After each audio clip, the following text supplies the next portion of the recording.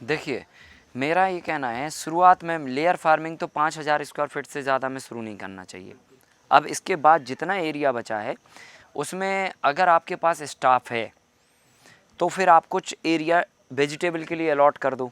Marketing है, road नाली connection ये सब है, रोड नाली सॉरी मतलब रोड कनेक्शंस है, ताकि आप शहर से जा सकें, कनेक्टिविटी बेटर हो। तो आप कुछ एरिया वेजिटेबल का इंगेज कर लो और बाकी का फिर कैश क्रॉप में कर लो, है ना। तो कैश क्रॉप में ऐसा है कि जैसे आलू लगा दिया, लहसुन लगा दिया, प्याज लगा दिया, हल्दी कर दी, अदरक कर दिया, अरबी लगा दी, ये सब कैश क्रॉप है, एक बार लगेंगी एक बार निकलेंगी। तो वही स्टाफ जो आपका वेजिटेबल हैंडल करेंगे वही स्टाफ आपका ये मॉडल भी हैंडल कर लेंगे।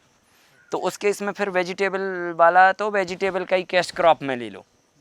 और अगर हम ग्रेन्स का काम कर रहे हैं, लाइक हमारे पास ना मार्केटिंग है ना कुछ है, हम बहुत दूर बैठे हैं शहर में और हमारे पास स्टाफ भी नहीं है, तो ठीक है एक बंदा भी आप रख लो तो 10 एकड़ 15 एकड़ 20 एकड़ तक भी हैंडल कर सकता है वो। फिर आप उसमें फिर ग्रेन्स में ही जाओ, फिर वेजिटेबल में हाथ मत डालो, नहीं तो वो खिचड़ी बन जाएगा फिर।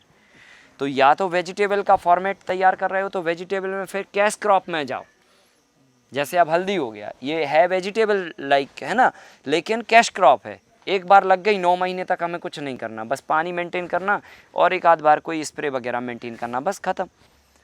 तो ये चीज़ फिर कैश क्रॉप और वेजिटेबल ये कॉम्बिनेशन। और अगर ऐसा नहीं है स्टाफ और ये सब ना, तो फिर ग्रेन्स क्रॉप में जाना चाहिए। लाइक हमारा पल्सेस पे काम करो, अपना 5 साल वाला जो अरहर है ना एक, वो पल्सेस पे काम कर सकते हैं। उसके साथ फिर मक्का पे, मेज़ पे काम कर सकते हैं, बाजरा पे काम कर सकते हैं, ज्वार वगैरह पे काम कर सकते हैं, बहुत सारे मिलेट्स हैं उस पे काम कर सकते हैं, चिया पे काम कर सकते हैं। बहुत डिमांडेबल चीज़ है, 1000 रुपये किलो के आसपास उसका रेट रहता है। तो इस तरह की चीज़ों पे फिर जा सकते हैं हम लोग।